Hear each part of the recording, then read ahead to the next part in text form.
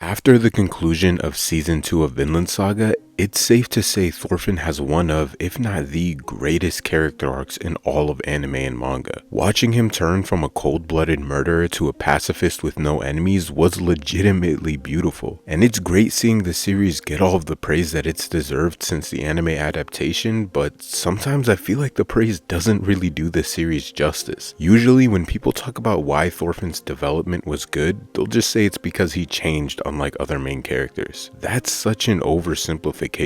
Thorfinn's character arc was so carefully crafted from beginning to end. So much thought was put into it, from the world he was in to the characters around him to the evolution Thorfinn went through as the series went on. I just haven't seen the actual writing get the credit it deserves, so I want to break it down.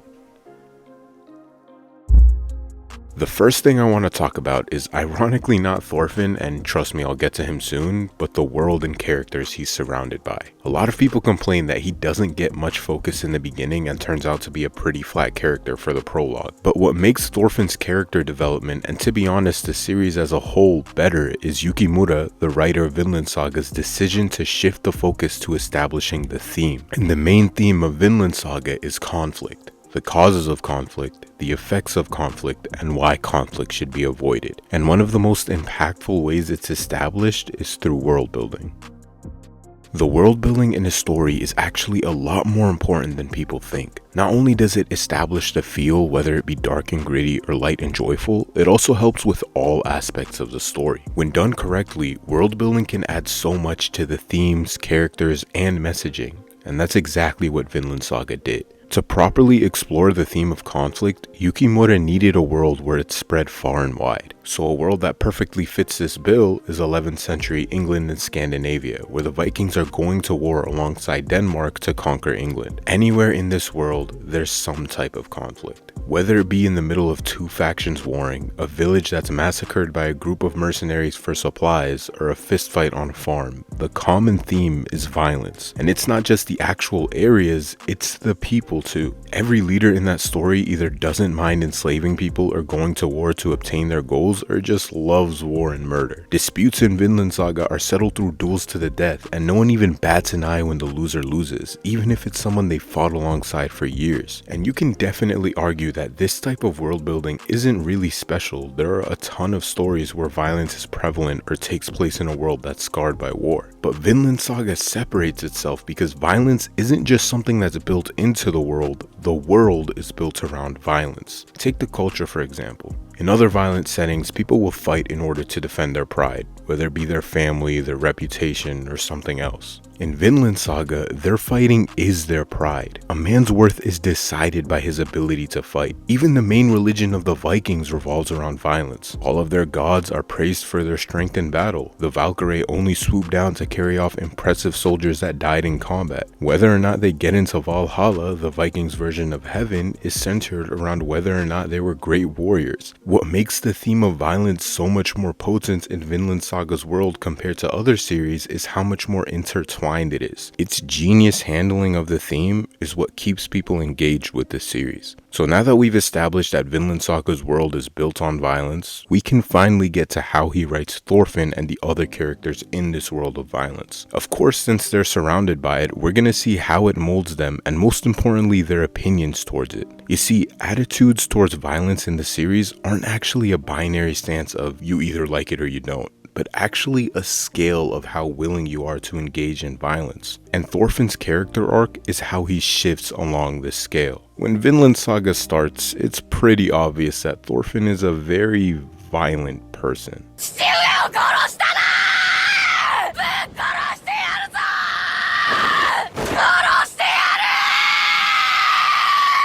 His whole character revolves around murder. His goal is to kill Askeladd, his father's murderer, and he does it by any means necessary, including going to war and murdering a bunch of innocent English people trying to defend their homeland. He even contributed to the murders of women and children, since he would infiltrate villages and then give the signal for the rest of the soldiers to come pillage and murder multiple times. But what makes Thorfinn's position on violence clear for the audience is actually the characters around him.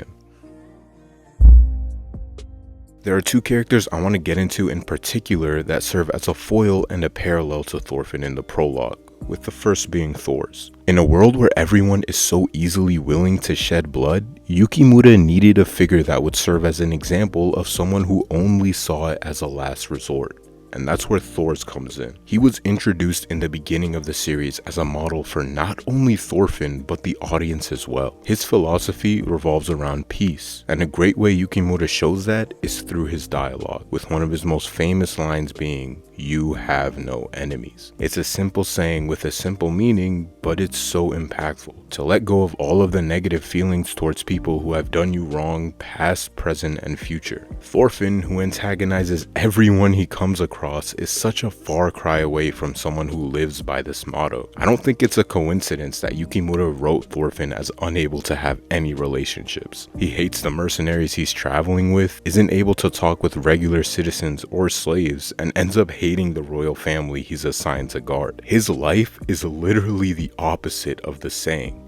Everyone is his enemy. And this isn't the only way he differs from Thors, because Thors actually has another important line of dialogue. A true warrior doesn't need a sword. As the most impactful word in the series, warrior holds so much weight in VinlandSaga. It matters who it's coming from, who it's being told to, and what it implies. A regular warrior's job is obvious, to solve a conflict through violence. When Thors says a true warrior doesn't need a sword, what he means is a true warrior is able to resolve a conflict without the use of violence. Compare that to Thorfinn, who uses violence to enact violence on another person. Thorfinn's dagger is also symbolic in a way. It's pretty clear throughout the prologue that Thorfinn has a huge attachment to it. Despite being dirty overall, fleas in his hair, wearing the same clothes for years and never taking a shower, Thorfinn is seen multiple times cleaning his dagger in the series. He takes care of it more than he takes care of himself. But there's also a lot of irony in that. Thorfinn values the dagger because he sees it as a memento from his father, who says a true warrior doesn't need a sword. He's doing the opposite of what his father said a true warrior should do. Throughout the prologue, Thorfinn is actually a foil to his father. Not only are they opposites in their values, but Yukimura hammers the point home figuratively as well.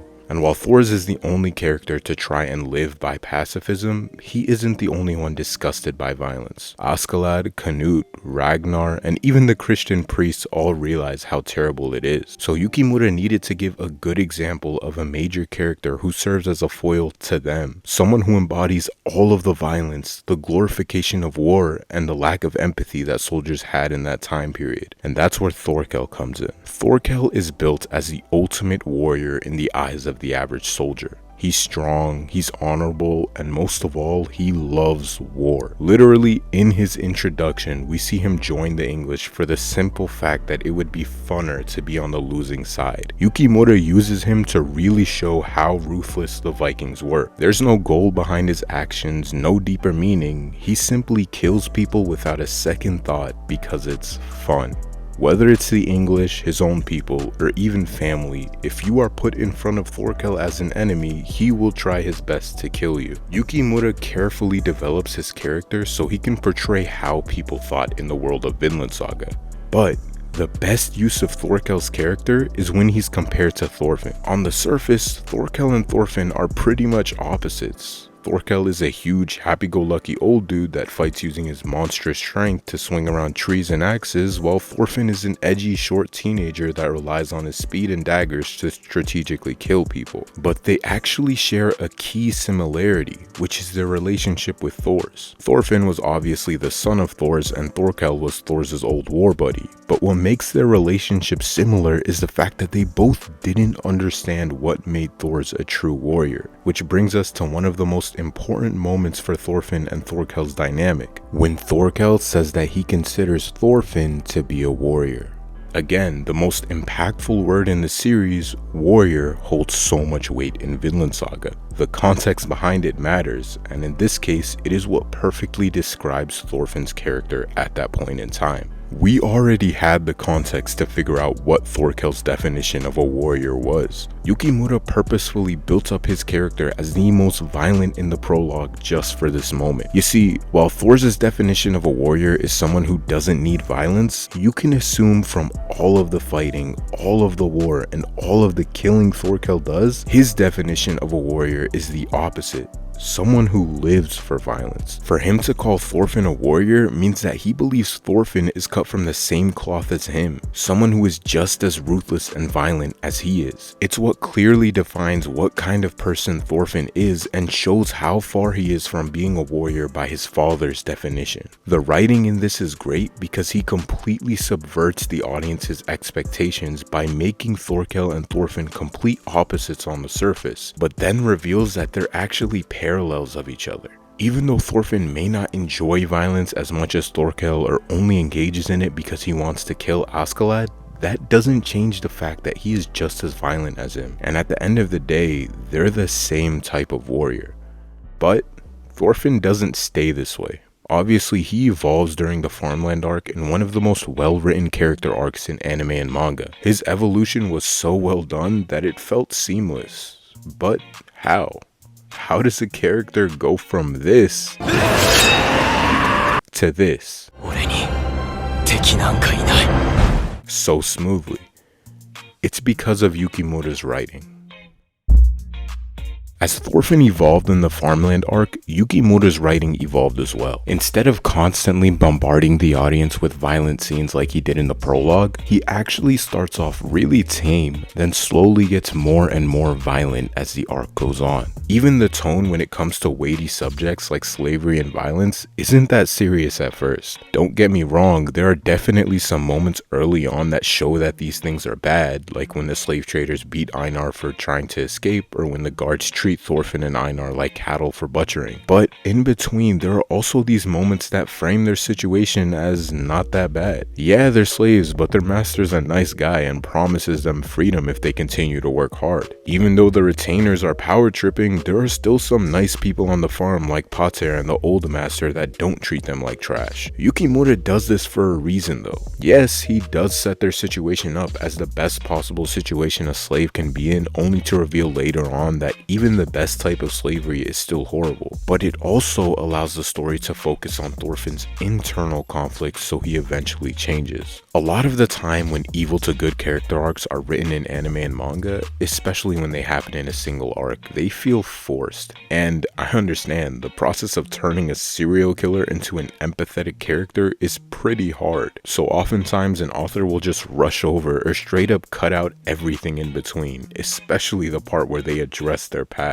But that's not the case with Thorfinn. He doesn't just go from a soulless warrior to an emotional pacifist in one step. It's a long and complicated process where his entire evolution is fleshed out. It's only after Yukimura comprehensively writes his transformation does he write out the most important step in Thorfinn's character arc: the apology. Since this is being uploaded to YouTube, I assume that we all know about apologies, especially YouTuber apologies. You know, the super disingenuous ones with the fake tears that all sound like they're written by ChatGPT. The reason why they feel so disingenuous is because we've seen nothing that shows they've changed in the 1 to 2 days between the situation they're apologizing for and the video. So the audience knows that they're bullshitting.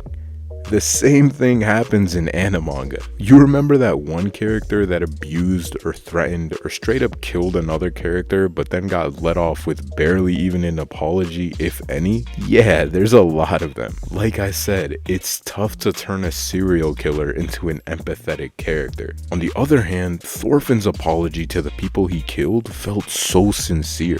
Why? Because of all of the setup Yukimura put in the story for it. He doesn't just skip over his actual progression or have it happen off screen. Yukimura takes the audience along Thorfinn's journey. He has the audience watch Thorfinn learn to empathize with others by befriending Einar and Arne. The audience watches him understand everyone has their own valuable skill by learning how hard it is to actually farm. We watch him realize he destroyed by learning to build. So when Thorfinn broke down in tears apologizing to the victims he faced in his dreams, it didn't feel forced. Instead, it was a super emotional moment because we witnessed ourselves the transformation Thorfinn went through. And this was the culmination of all the work we saw him put into changing himself. After his dream, Thorfinn makes the oath to never hurt anyone again and decides to atone for his sins by creating a world without slavery and violence. This is what kicks off part 2 of Thorfinn's progression, his struggle to actually live by that oath. Since Yukimura switched to increasing the brutality as the arc goes on,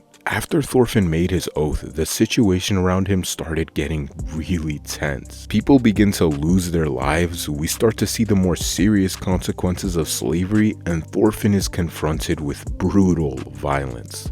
But that's exactly why Yukimura's decision to switch his writing is great, because now that Thorfinn's morals are set, they can finally be challenged. And that's exactly what Yukimura did, starting with the Arnheid and Gardar situation. We all know that the main reason the Arnheid and Gardar situation was written into the story was to show how bad slavery is. But this situation is actually super important to Thorfinn's arc as well. It adds depth and weight to his oath of nonviolence and goal of creating a land without slavery and war. There are 2 moments that are particularly important. The first was when Thorfinn was placed in between a bloodthirsty snake and a passed out Gardar. This is when his oath of nonviolence is tested. On one hand, Snake was dead set on killing Gardar after he killed 5 of the guards, who were some of Snake's closest friends. On the other hand, although Gardar was passed out, he was dead set on killing the Ketil family for enslaving and abusing his wife. Both had understandable reasons for wanting to kill each other, and Thorfinn wanted to stop them. His immediate reaction was to break his oath by using violence to try and subdue Snake. After all, there's no way he could convince either of them to stand down. But it doesn't work, and people end up dying anyways. What Yukimura wanted to show is that immediately resorting to violence is never the best option. Now, don't misunderstand, if you think about it, you would agree with Thorfinn at that moment. There was probably nothing he could say that was going to stop Snake from trying to kill Gardar. But the moral of the story is that there's no harm in trying anyways. If Thorfinn had tried to convince Snake to back down, he probably wouldn't have listened. But you can't say that for sure because he never tried. There was something that Thorfinn could have done before resorting to violence. And if he had taken that path, then maybe less people would have died. It makes his oath of nonviolence make a lot more sense because it shows what happens when the alternative route is taken. The second moment I want to talk about added weight to his goal.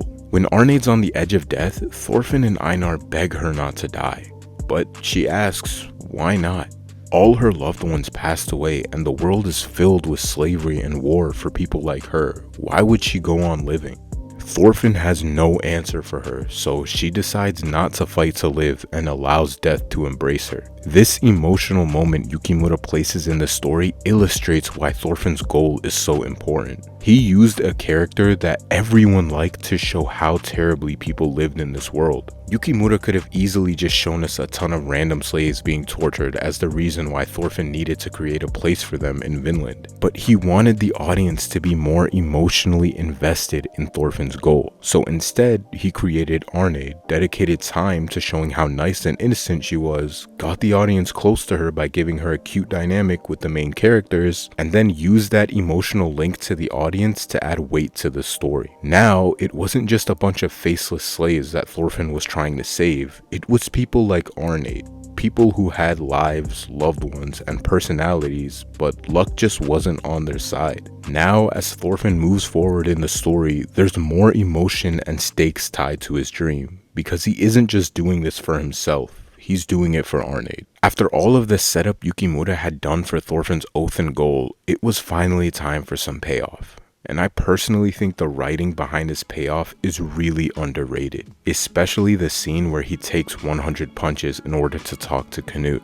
While on the surface it seems like a moment where Thorfinn just shows how tough he is, it's actually much more complex than that. Yukimura combines multiple themes he had been building up and then showcases them through Thorfinn in this moment. The first theme was negotiation. He built this theme through the Hebi and Gardar situation I talked about earlier, how violence should always be a last resort. The second theme he built using Olmar, courage. After the battle between the farmers and Canute's men, Olmar acknowledges that the war was all his fault. He thought it was courageous to stand up and fight the men that insulted him, but in reality he caused the death of many because he couldn't take an insult. True courage would have been to throw away his pride and take whatever was thrown at him. The third theme was peace. Of course we see how Thorfinn wants peace by creating a society free of slavery and war, but we also see Canute striving for his utopia, despite going through different means. What was great about Thorfinn taking 100 punches was that it addressed all three of these themes in an impactful and, let's be honest, badass way. It addresses the first theme of negotiation pretty obviously. Instead of resorting to violence, even when his back is seemingly against the wall and he's being attacked, he doesn't give up on negotiation and somehow finds another path to speaking to the king. It's almost like Yukimura wrote in a correction to the mistake Thorfinn made when he fought Snake. At the same time, this situation also calls back on the second theme, courage. There's a reason why Yukimura wrote in Olmar reacting to the situation with awe. It's because this is a direct parallel to the situation he was put in. Just like Olmar, Thorfinn was being mocked and ridiculed. And on top of that, he was faced with legit violence. But unlike Olmar, Thorfinn takes the courageous route of accepting not only the insults, but their fists as well. It's Yukimura's roundabout way of calling Thorfinn the most courageous person in the series. And finally, the third theme of peace is expanded on after Thorfinn takes 100 punches. Wolf asks Thorfinn, why didn't you just beat Draught? It would have been more effective and less painful than taking 100 punches. But Thorfinn points out the hypocrisy of using his fists in order to negotiate peace. What Yukimura is trying to say is that true peace is never reached through violence. It's also showing the hypocrisy of Canute's method of creating peace. He was constantly intimidating and forcing people into it. Yukimura was pointing out the flaws in Canute's fake peace and differentiating it from Thorfinn's true peace. The subtle writing in these situations is what makes Thorfinn's character arc so much better than others. It isn't because he changed, it's way more nuanced than that. The way Yukimura writes the themes to create a world perfect for Thorfinn's journey, the parallels and foils to establish what kind of person he is at different points in time, the setups to add depth and weight to his oath and goal, and the payoffs that wrap the story up in Thorfinn's arc is masterful. I hope I was able to at least break some of it down for you. And if you enjoyed the video, like and subscribe for more of this kind of content. Peace.